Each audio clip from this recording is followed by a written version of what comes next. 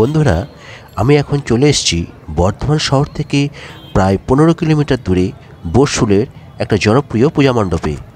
আর সেই পূজা মণ্ডপটার নাম হচ্ছে বসুল মেন্স অ্যাসোসিয়েশন পূজা মণ্ডপ, যে ক্লাবটাকে এখানে স্থানীয় ভাষায় বলা হয় বাইমা ক্লাব।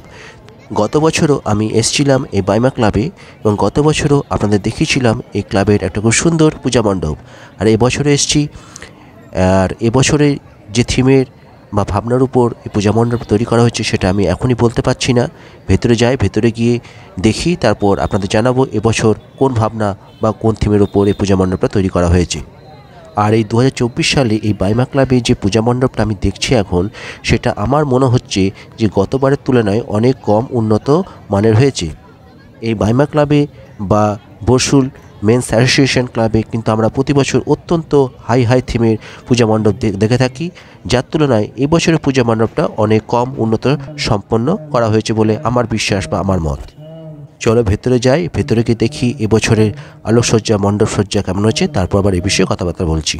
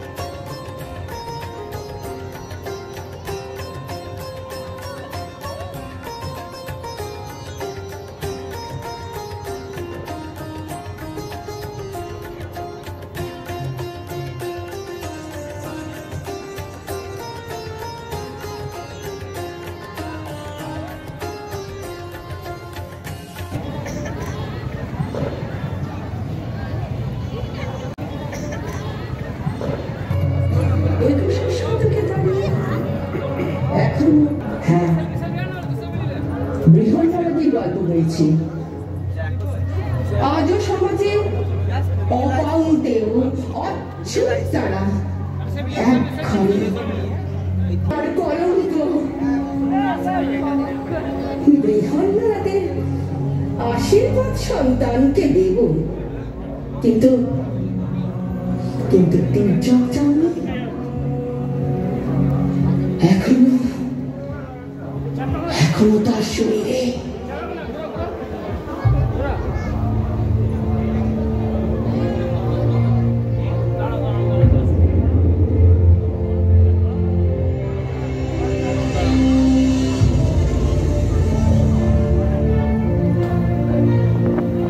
অথচ ইতিহাস অন্য কথা বলে, পুরাণ অন্য গল্প বলে।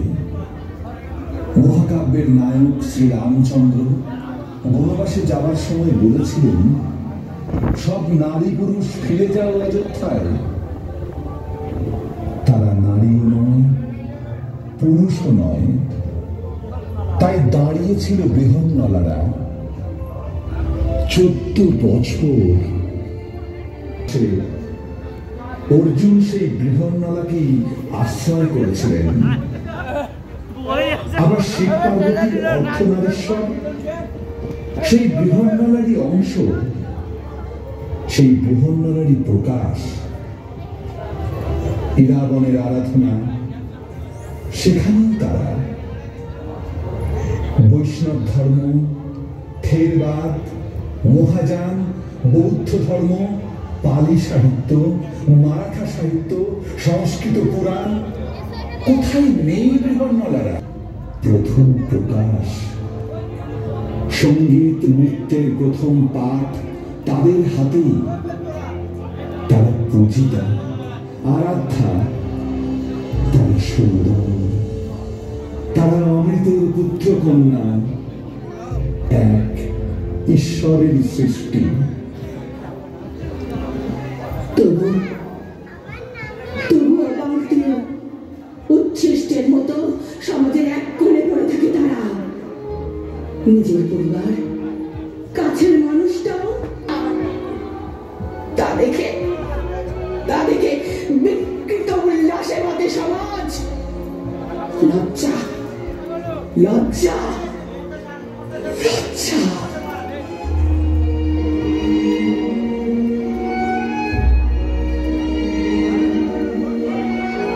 তৃতীয় লিঙ্গের পরিচয় সমাজের বিভিন্ন ক্ষেত্রে আজ সুপ্রতিষ্ঠিত বৃহন্নলারা উদাহরণ হয়ে পথ দেখাচ্ছে অন্যদের।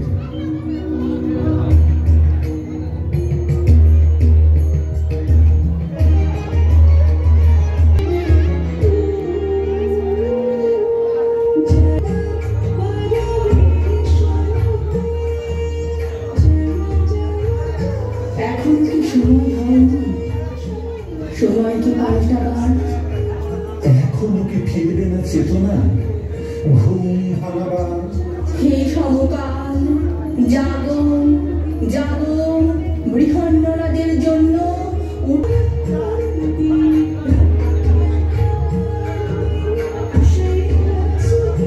তারাও এই পৃথিবীর অধিকার, তারাও সেই ঈশ্বরেরই সন্তান।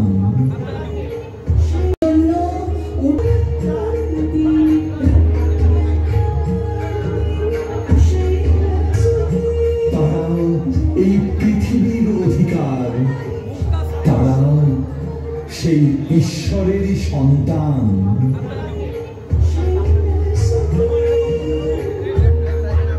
মরশুম ইয়ং মেন্স অ্যাসোসিয়েশন এই বছরের শারদীয়ায় এই চার করেছে।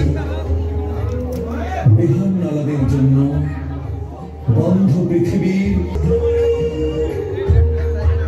মরশুম ইয়ং মেন্স অ্যাসোসিয়েশন এই বছরের শারদীয়ায় এই চার করেছে। বৃহন্নলাদের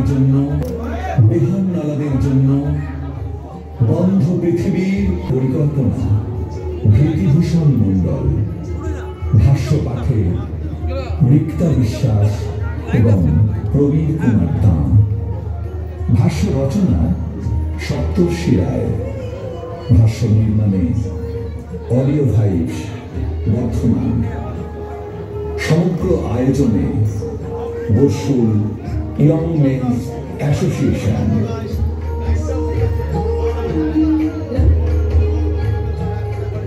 আসুন এক নতুন পৃথিবী।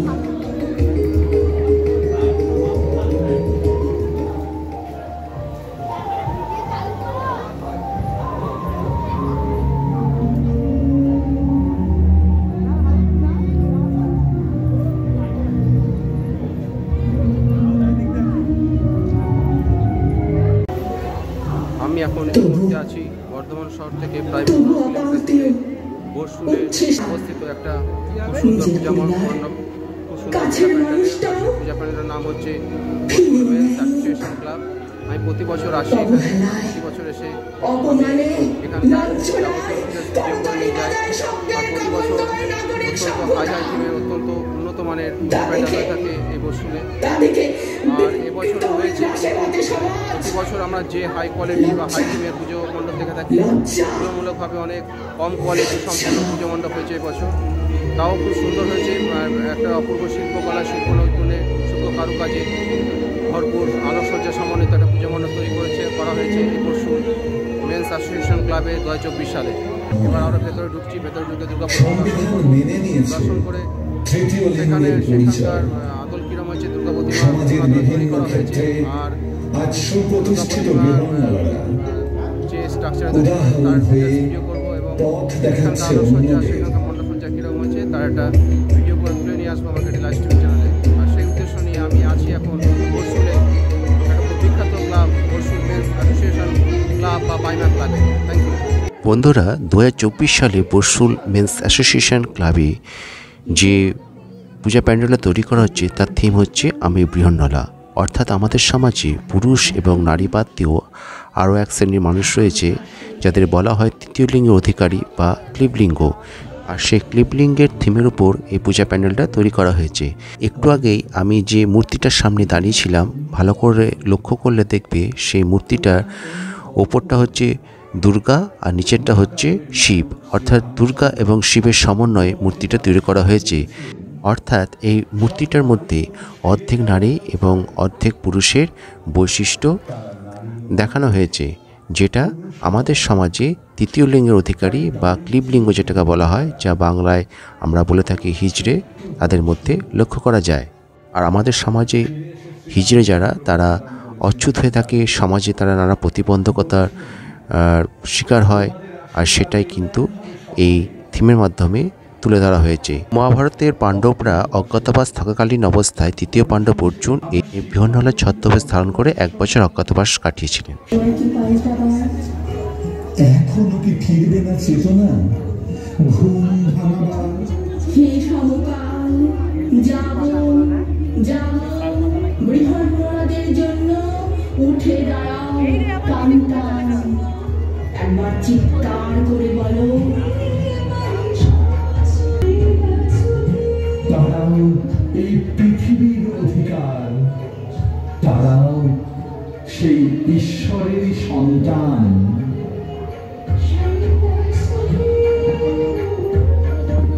বর্ষুল অনেকেই সোচ্চার করেছে। বৃহন্নলাদের জন্য বন্ধ পৃথিবীর সব দরজা খুলে যাক। আপনিও আসুন আপনার পাশের মানুষটির জন্য।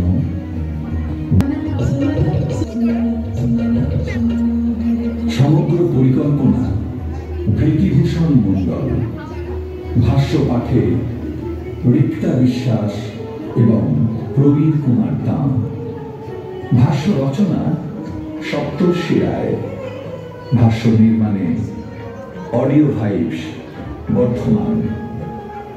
সমগ্র আয়োজনে বর্ষুল ইয়ং মেন্স অ্যাসোসিয়েশন।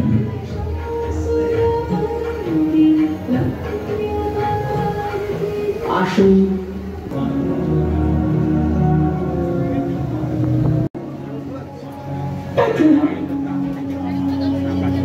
আমাদেরই মতো।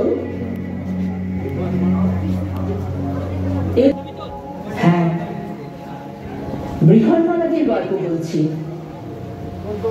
আজও সমাজে অপন্তেও অচ্ছুত তারা এক ঘরে আমাদের মাঝে থেকেও তারা যেন আমাদের কেউ নয়। তারা যেন বিকৃত, তাচ্ছিল্য আর ঘৃণার কলঙ্ক। কিন্তু টির্জা চাননি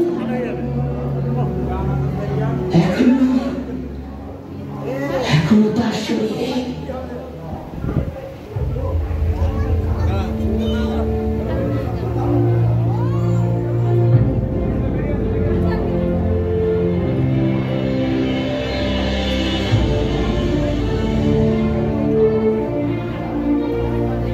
অথচ ইতিহাস অন্য কথা বলে, পুরাণ অন্য গল্প বলে। মহাকাব্যের নায়ক শ্রীরামচন্দ্র বনবাসে যাওয়ার সময় বলেছিলেন, সব নারী পুরুষ ফিরে যাওয়ার তারা নারীও নয়, পুরুষও নয়। তাই দাঁড়িয়েছিল বৃহন্নলারা 14 বছর ফিরে এসে শ্রীরামচন্দ্র বরদান করেছিলেন তাদের, বলেছিলেন তোমাদের আশীর্বাদে কল্যাণ হবে সকলের। অর্জুন সেই বৃহন্নলাকেই আশ্রয় করেছিলেন। আবার শিব পার্বতীর অর্ধনারীশ্বর, সেই বনের আরাধনা, সেখানেও তারা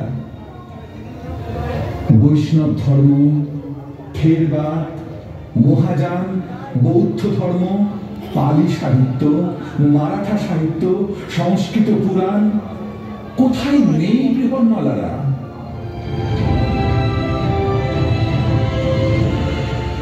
প্রকাশ, সঙ্গীত নৃত্যের প্রথম পাঠ, পূজিতা, আরাধ্যা, তারা সুন্দর, তারা অমৃতের পুত্র কন্যা, এক ঈশ্বরের সৃষ্টি।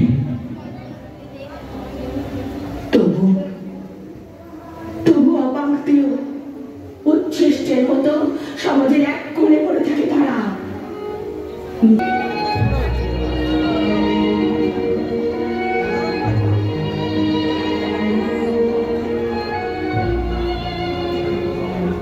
ধীরে পাল্টাচ্ছে সময়, সংবিধান মেনে নিয়েছে তৃতীয় লিঙ্গের পরিচয়। সমাজের বিভিন্ন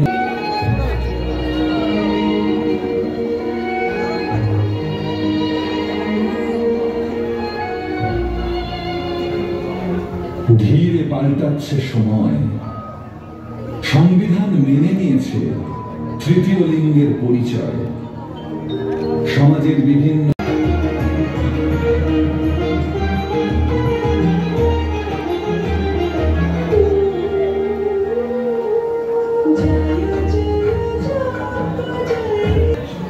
সময় কি পাল্টাবার? এখনো কি ফিরবে না চেতনা? ঘুম ভাঙাবার হে সমকাল, জাগো জাগো।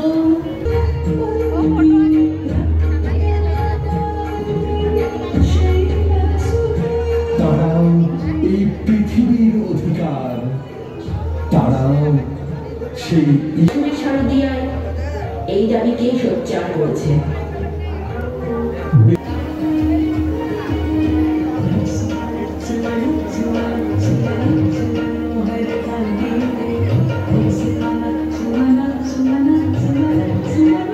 আমি এই থিমের আদলে 2024 সালে মেন্স অ্যাসোসিয়েশন ক্লাবের পূজা মণ্ডপের টিম। আমাদের সমাজে যারা বৃহন্নলা ব্যক্তি আছেন, অর্থাৎ যাদের আমরা বাংলা ভাষায় বলে থাকি হিজড়ে, সেই হিজড়েদের এবছরে টিম তৈরি করা হয়েছে বরশুলের মেন্স অ্যাসোসিয়েশন ক্লাবের পূজা মণ্ডপে। তো এর আসল অর্থ হচ্ছে আমাদের সমাজে যারা বৃহন্নলা ব্যক্তি আছেন, তারা সমাজে হেয় হয়ে থাকে, তাদের সমাজ ঘৃণা করে, সমাজ তাদের অচ্ছুত করে রাখে। এটা আমাদের মেনে নিতে হবে, কারণ তারাও আমাদের মতো মানুষ, তারাও এই পৃথিবীতে এসছে, তাদেরও বাঁচার অধিকার আছে, তাদেরকে বাঁচার অধিকার দিতে হবে, বাঁচার সুযোগ সুবিধা দিতে হবে, তাদেরকেও মানুষের মতো মানুষ হিসেবে ভাবতে হবে। আর আমরা যদি তাদেরকে দূরে সরিয়ে রাখি, তাদেরকে অচ্ছুত করে রাখি, তাহলে তারা যে কষ্টের মধ্যে দিয়ে দিন যাপন করছে, তাদের যে মনের কষ্ট, তাদের যে দুঃখ কষ্ট, সেটা যদি আমরা বুঝতে না পারি, সেটা তাদের প্রতিটা অবিচার করা হবে। কারণ মানুষ হিসেবে আমাদের কর্তব্য তাদের পাশে দাঁড়ানো, তাদের সুযোগ সুবিধা করে দেওয়া, তাদের দুঃখ কষ্ট বোঝা, তাদের মানসিক কষ্টটা বুঝতে পারা, উপলব্ধি করতে পারা, তবেই আমরা সত্যিকার মানুষ হতে পারবো। একজন মানুষও যদি মানুষের পাশে না দাঁড়াতে পারি, তাহলে সেটা হয়তো আমাদের জন্য সেটা হিতকর কাজ হবে না। তাই আমরা যখন মানুষ হিসেবে জন্মেছি, বৃহন্নলারাও মানুষ, তারা তৃতীয় লিঙ্গের অধিকারী। আমাদেরকে সমাজে অচ্ছুত না করে, সমাজ থেকে দূরে না রেখে, তাদের ভালোবাসায় ভরিয়ে রাখতে হবে। ভালোবাসা দিয়ে, ভালোবাসা আলিঙ্গনে আমাদের সমাজে তাদের স্থান দিতে হবে। সেই জীবন আদলে, সেই ভাবনার আদলে 2024 সালে বরশুলের মেন্স অ্যাসোসিয়েশন ক্লাবের পূজা মণ্ডপে তৈরি করা হয়েছে।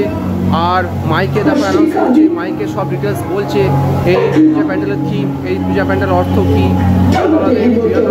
বিহন্নলাদের সমাজে কীভাবে অক্ষুণ্ণ রাখা হয়েছে, তাদেরকে সমাজে অধিকার দেওয়া হচ্ছে না, সেই ব্যাপারে সেই অর্থ ফুটিয়ে তোলা হয়েছে এবছরের পূজা মণ্ডপে। আমি আছি এখন 2024 সালে দুর্গা পুজো পরিক্রমায় বেরিয়েছি।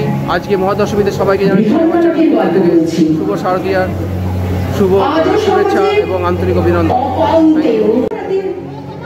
আশীর্বাদ সন্তানকে দেব, কিন্তু কিন্তু এখনো তার শরীরে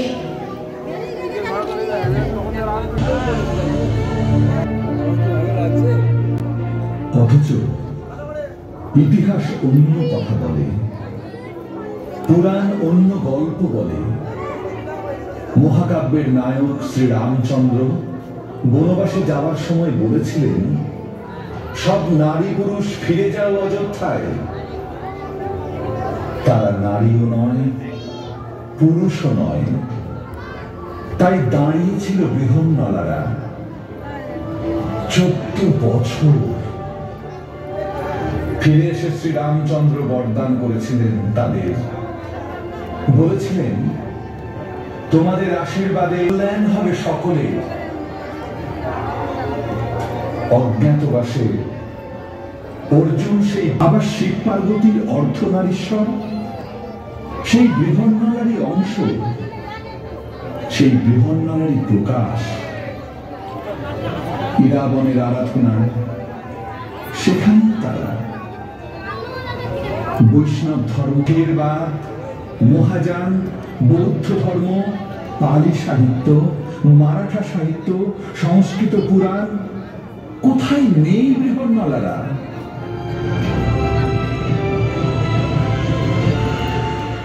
সকলে অজ্ঞাতবাসে অর্জুন সেই বৃহন্নলারই অংশ, সেই বৃহন্নলারই প্রকাশ। ইরাবনের আরাধনা সেখানে তারা। বৈষ্ণব ধর্মের বাদ, মহাযান, বৌদ্ধ ধর্ম, পালি সাহিত্য, মারাঠা সাহিত্য, সেখানে তারা। মারাঠা সাহিত্য, সংস্কৃত পুরাণ, কোথায় নেই বৃহন্নলারা? প্রথম পাঠ তাদের হাতেই, তারা পূজিতা। তবু তবু অবাক দিও, উচ্ছিষ্টের মতো সমাজের এক